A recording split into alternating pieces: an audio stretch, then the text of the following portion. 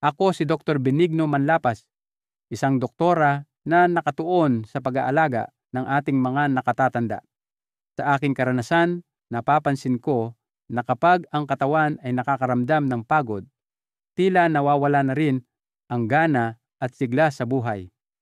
Maraming kalalakihan ang naniniwala na lumipas na ang kanilang kasibulan, ngunit ang hindi nila napagtatanto ay hindi naman talaga nawawala ang testosterone. Nagkukulang lamang ito ng mga sangkap na kailangan para mabuo, at ang mga sangkap na iyon ay maaaring nasa loob lang ng inyong fruit bowl sa bahay. Ang testosterone ang pangunahing hormone sa likod ng lakas, sigla at enerhiya ng isang lalaki. Pagdating ng edad 60, kapag bumaba ang antas ng testosterone, hindi lang lakas pisikal ang naapektuhan. Nawawala rin ang gana sa buhay, kaya't ang bawat araw ay tila walang kulay at walang koneksyon. Pero ang magandang balita, may kakayahan pa ring bumawi ang inyong katawan kung mabibigyan ito ng tamang nutrisyon, sa tamang oras, at sa tamang paraan. At ngayon, ibabahagi ko sa inyo ang 5 pamilyar na prutas na napatunayan na ng agham na natural na nakakatulong sa pagpapanumbalik ng testosterone sa paraang ligtas, abot kaya, at epektibo. Siguraduhing panoorin ninyo ito hanggang dulo dahil ang huling prutas ay hindi lang pampalakas ng hormones. Mayroon itong kapangyarihan na gisingin muli ang sigla sa inyong kalooban na akala ninyo'y matagal nang nawala. Magsimula tayo sa pinakasimple. Isang prutas na maaaring kinakain ninyo na sa buong buhay ninyo, pero hindi ninyo alam na makakatulong pala ito para maibalik ang inyong sigla pagkatapos ng edad 60. Prutas ng PIME, dahan-dahang ibinabalik ang natural na hudyat ng hormone. Ang ika-5 prutas ay ang saging. Ang saging ay hindi isang himala, ngunit ito ang unang pagkain na maaaring dahan-dahang gumising sa mga humihinang biolohikal na signal sa loob ng inyong katawan. Para sa maraming nakatatandang lalaki, ang saging ay isa lamang mabilis na pagkukunan ng enerhiya, isang magaan at madaling merienda. Ngunit sa katotohanan, ang isang hinog na saging ay naglalaman ng mabisang kombinasyon ng mga sustansyang mahalaga sa pagbuo ng hormone. Kabilang sa mga pangunahing sangkap nito ay ang bitamina B6, potassium at magnesium. Ang mga nutrisyon na ito ay may mahalagang papel sa pag-convert ng serotonin at dopamine, 2 neurotransmitter na nagre-regulate ng mood, kasiglahan at pagnanasa. Sa isang pag-aaral mula sa isang kilalang medikal na unibersidad, natuklasan na ang mga lalaking higit sa 55 na may mababang antas ng B6 sa dugo ay 2 beses na mas malamang makaranas ng pagbaba ng testosterone kumpara sa control group. Ibig sabihin, ang simpleng pagkukulang sa isang pangunahing bitamina tulad ng B6 ay maaaring unti-unting pumapatay sa inyong panlalaking sigla. Ngunit hindi lang B6 ang hatid ng saging. Ang mataas na taglay nitong potassium ay tumutulong na i-relax ang mga daluyan ng dugo at mapabuti ang sirkulasyon. Ito ay napakahalaga para sa kalusugan ng mga lalaki, lalo na sa mga may mahinang sirkulasyon, nanlalamig na paa o bahagyang isyu sa erectile. Ang magnesium naman sa saging ay tumutulong na i-regulate ang nervous system at bawasan ang stress, na lumilikha ng mas paborableng kapaligiran para gumana ang testosterone.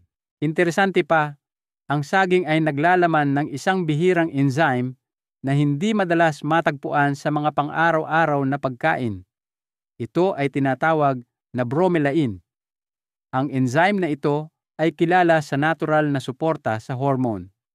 Bagamat hindi kasindami ng sariwang pinya ang bromelain sa saging, Ang pagkain nito araw-araw ay nagbibigay pa rin ng maliit at tuloy-tuloy na dosis para dahan-dahang suportahan ang testosterone ng inyong katawan.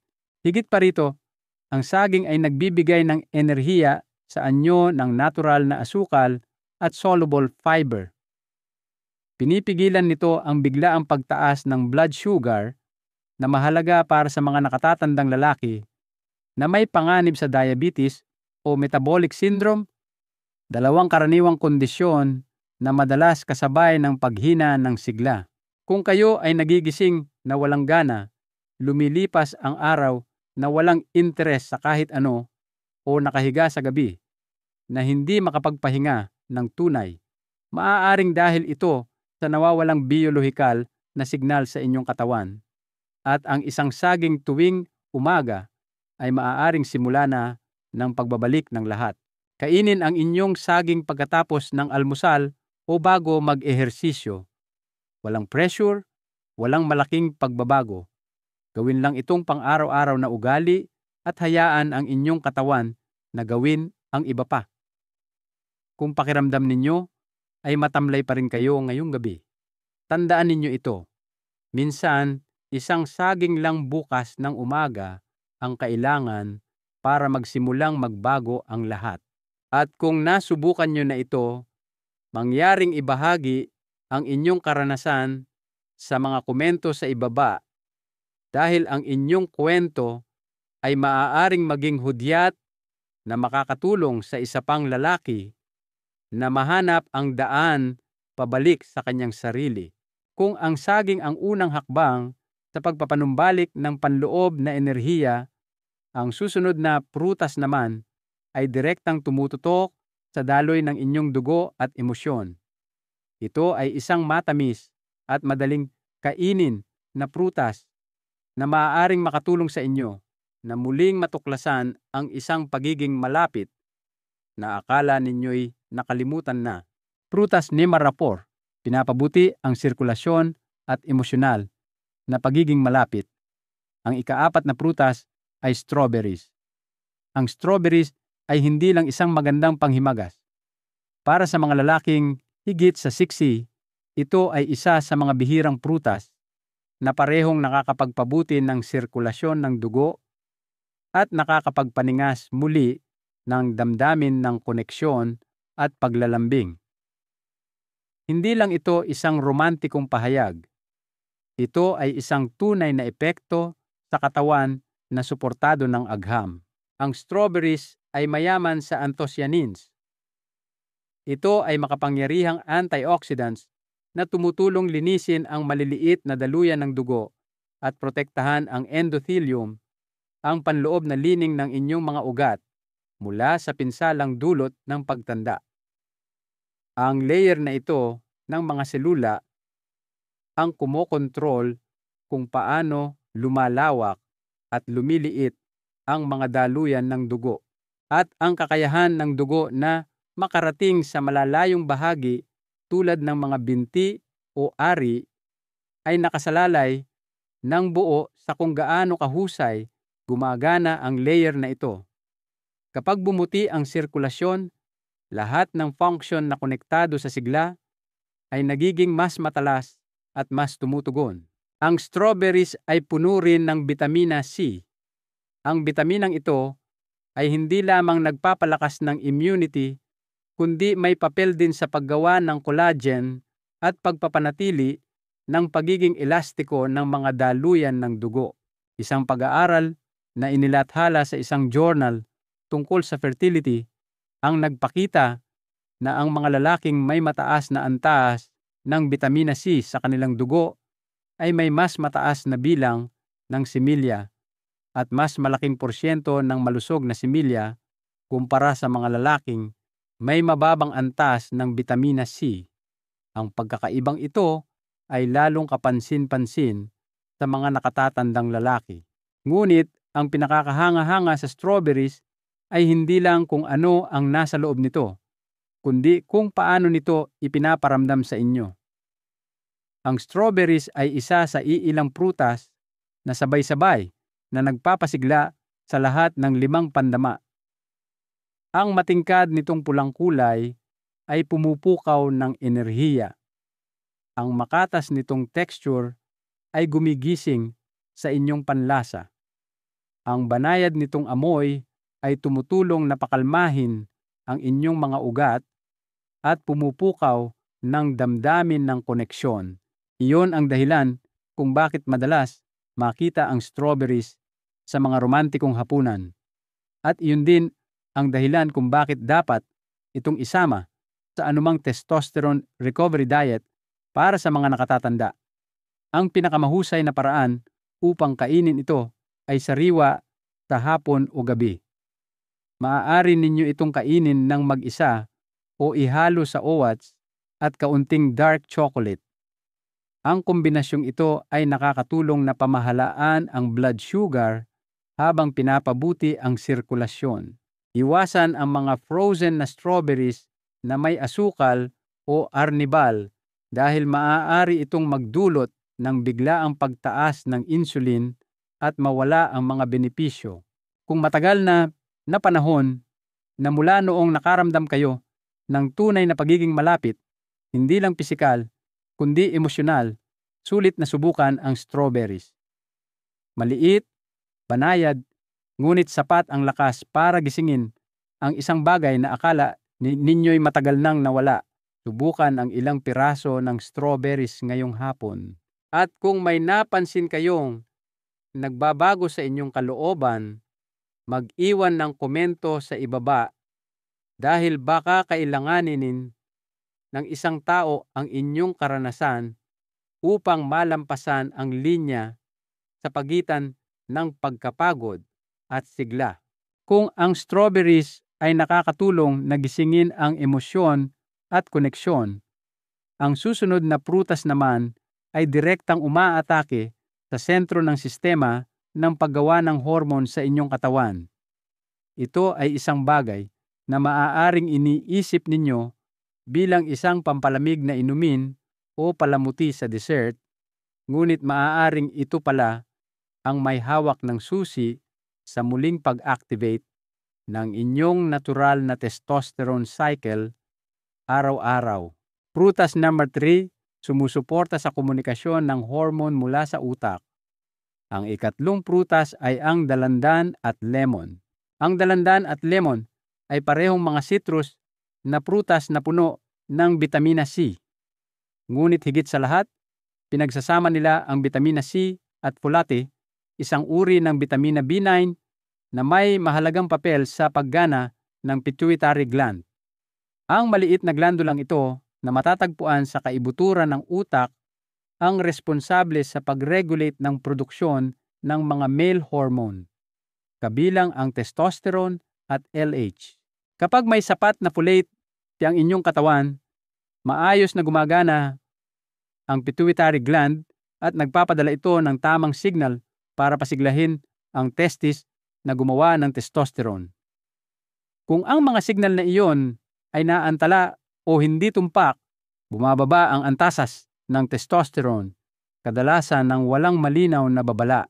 Isang pag-aaral mula sa isang nutrition institute ang nagpakita na ang mga lalaking kumukonsumo ng sapat na folate mula sa mga natural na pagkain ay may average na testosterone na 12% na mas mataas kaysa sa mga may kakulangan nito.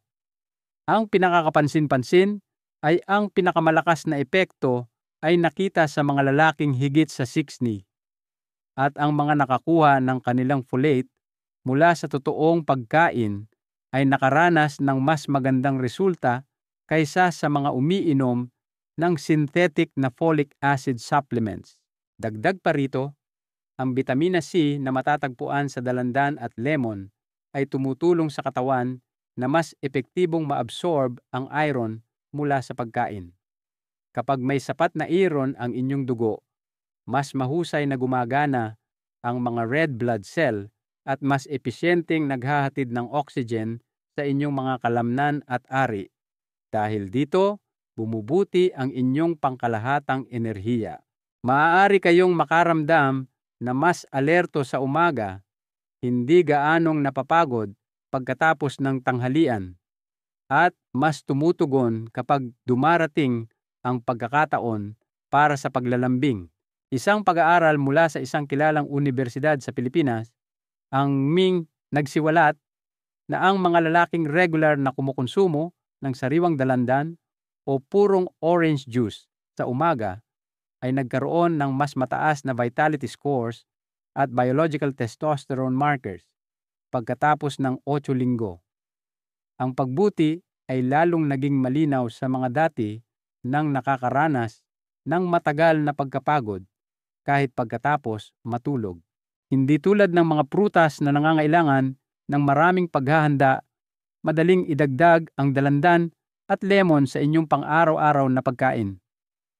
Maaari kayong uminom ng 100 ml ng purong orange juice sa umaga o magdagdag ng ilang hiwa ng sariwang dalandan sa inyong salad para sa tanghalian, para sa lasa at nutrisyon.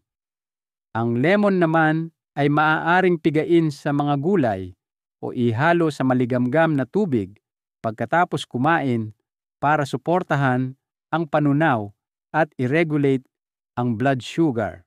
Ang pinakamahalaga ay ang pagpili ng mga sariwang prutas na walang dagdag na asukal o preservatives.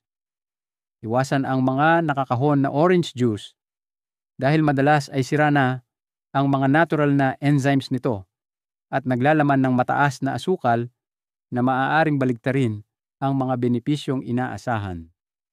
Kapag ginamit ng tama, unti-unting mararamdaman ng inyong katawan ang panibagong sigla sa umaga. Ang mabigat at matamlay na simula ng araw ay maaaring mapalitan ng isang kalmado at natural na daloy ng enerhiya na tumatagal hanggang hapon. Subukan ang isang baso ng orange juice bukas ng umaga at hayaan ang inyong katawan na sabihin sa inyo kung ano ang nagsisimulang magbago. Kung mapansin ninyong mas matalas ang inyong pag-iisip at mas presko ang pakiramdam, ipaalam ninyo sa akin sa mga komento.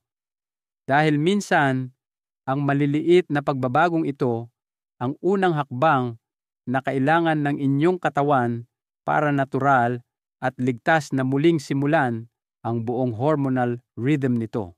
Kung ang dalandan at lemon ay nakakatulong na muling i-activate ang mga hormonal signal mula sa pituitary gland, ang susunod na prutas naman ay direktang tumututok sa mga pangunahing sangkap para sa pagbuo ng testosterone. Ito ay isang prutas na mayaman sa nutrisyon, ngunit madalas minamaliit dahil sa taglay nitong taba.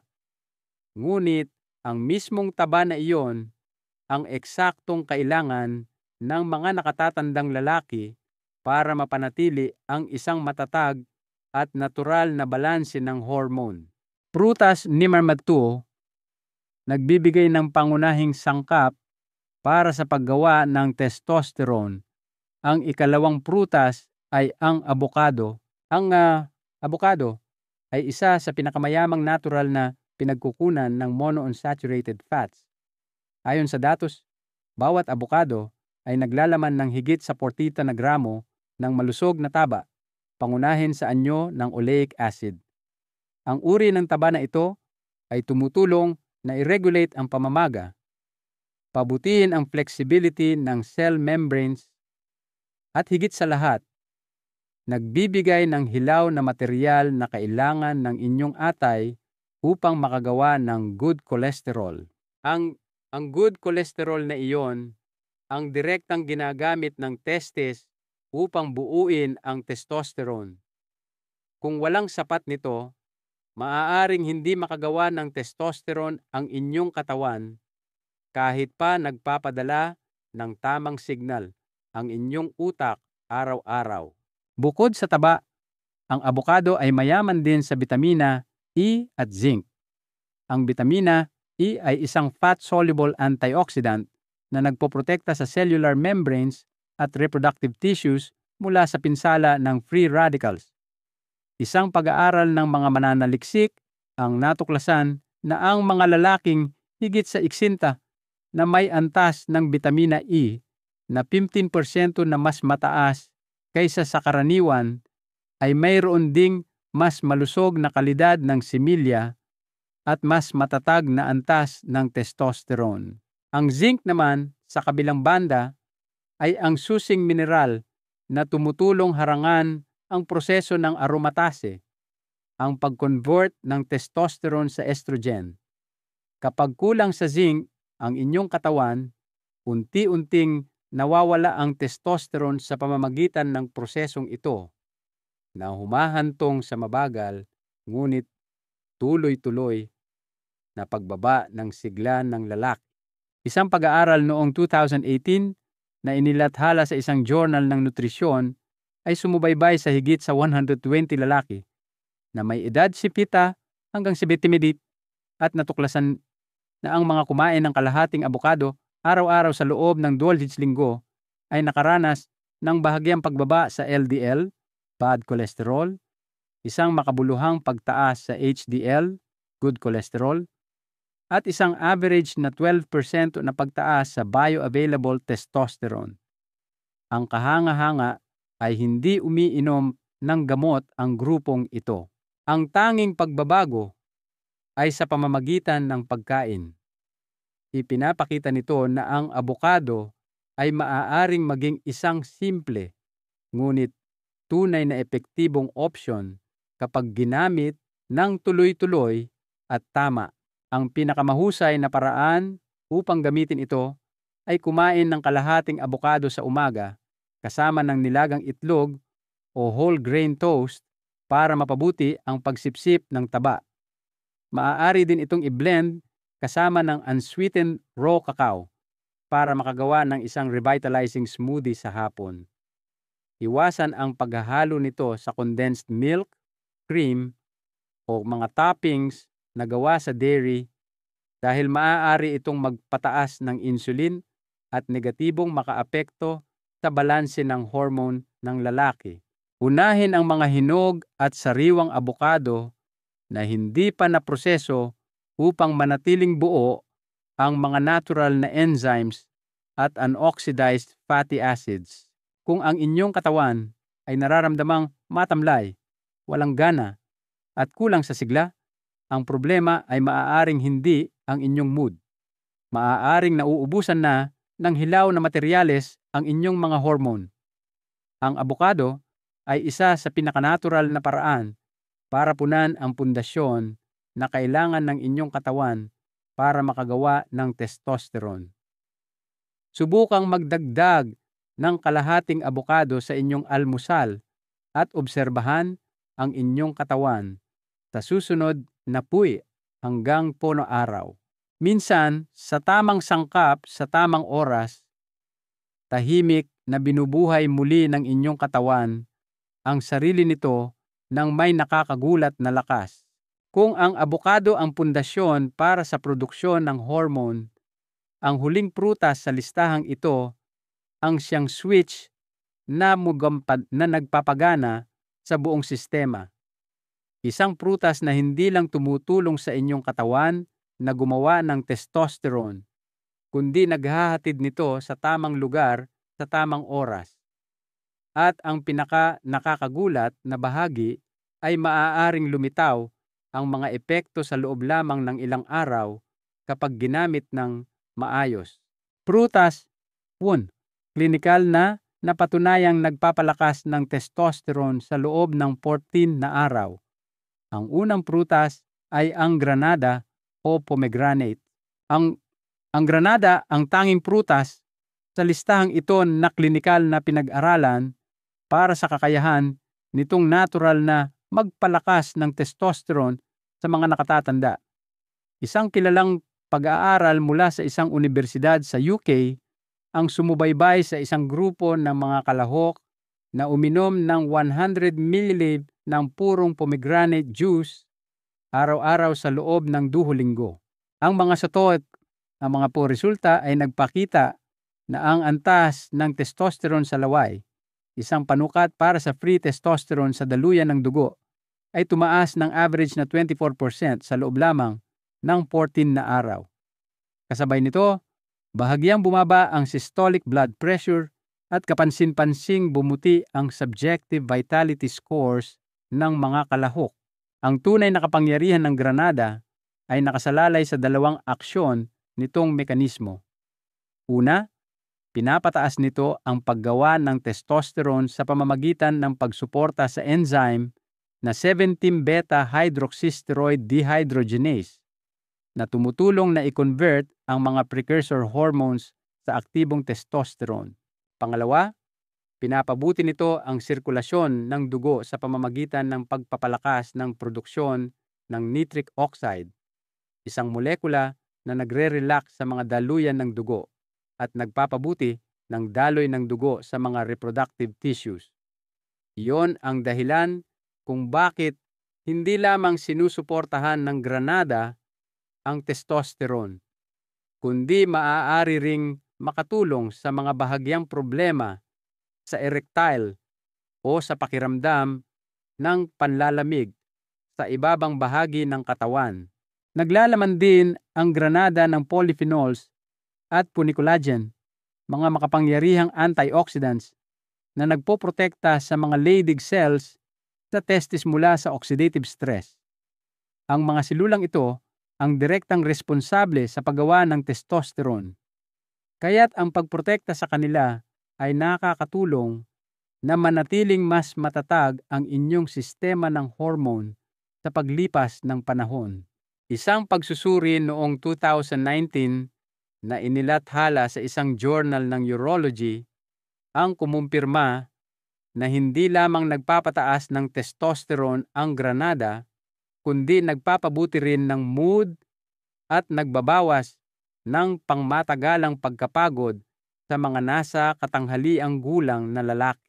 Ang pinaka-epektibong paraan upang gamitin ito ay uminom ng 100 ml ng purong pomegranate juice sa umaga o kumain ng kalahati ng sariwang Granada sa kalagitnaan ng umaga pagkatapos ng inyong pangunahing pagkain. Iwasan ang mga matatamis na inuming Granada o iyong may mga preservative dahil binabawi nito ang mga epekto ng mga aktibong sangkap. Ang cold-pressed juice mula sa sariwang prutas ang nagbibigay ng pinakamahusay na mga resulta. Maaari ninyong kainin ng direkta ang mga buto o ihalo sa plain yogurt para mas sumarap at suportahan ang panunaw. Kung ang inyong katawan ay parang ubos na, mababa ang inyong mood at nagsimula ng maging walang kulay ang buhay, ang Granada ay isang prutas na sulit simulan muli. Ito ay hindi prutas ng katamisan. Ito ay prutas ng pagsiklab, ng daloy ng dugo, ng mga hormone, at ng pagnanais na mabuhay ng lubusan muli. Subukan ang isang baso ng pomegranate juice bukas ng umaga, at kung sa loob lamang ng ilang araw ay maramdaman ninyong umiinit ang inyong katawan, bumabalik ang inyong enerhiya, at muling nag-aalab ang kislap ng sigla, mag-iwan ng komento at ipaalam sa akin. Dahil ang pagbabalik ng inyong lakas pagkatapos ng exam ay maaaring magsimula sa isang bagay na kasing liit ng isang hinog na Granada sa inyong kamay bukas ng umaga. Hindi nawala ang kakayahan ng inyong katawan na gumawa ng testosterone. Nagkukulang lang ito sa mga hilaw na materyales. Ang mga humihinang senyales ng pagkalalaki ay hindi isang tuldok. Ito ay isang banayad na paalala na kailangan ng inyong katawan ng ibang uri ng suporta ngayon. Isang natural at naaayon sa ritmo nito. At ang 5 prutas na ating tinalakay ay eksaktong ganoon. Natural na panggatong. Walang side effects, walang mataas na gastos, at walang malaking pagbabago sa buhay. Ang mahalagang aral dito ay ang pagbabalik ng sigla ay hindi nangangailangan ng mga mahimalang gamot o mamahaling pamamaraan. Madalas, ito ay nagsisimula sa maliliit at tuloy-tuloy na mapagbabago sa ating kinakain araw-araw. Ang kalikasan mismo ang nagbibigay sa atin ng mga kasangkapan para alagaan ang ating sarili.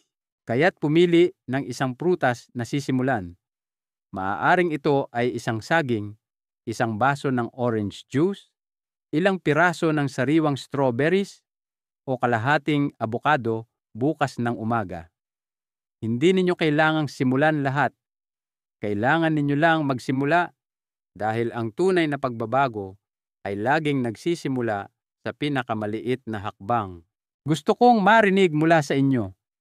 Alin sa mga ito ang una ninyong susubukan?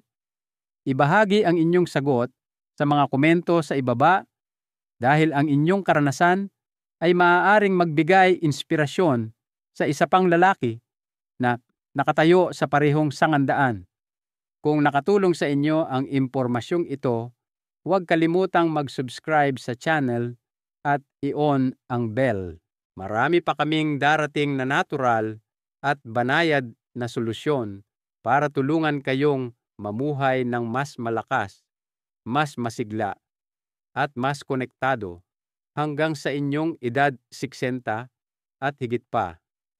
Ibahagi ninyo rin sana ito sa inyong mga kaibigan at kapamilya.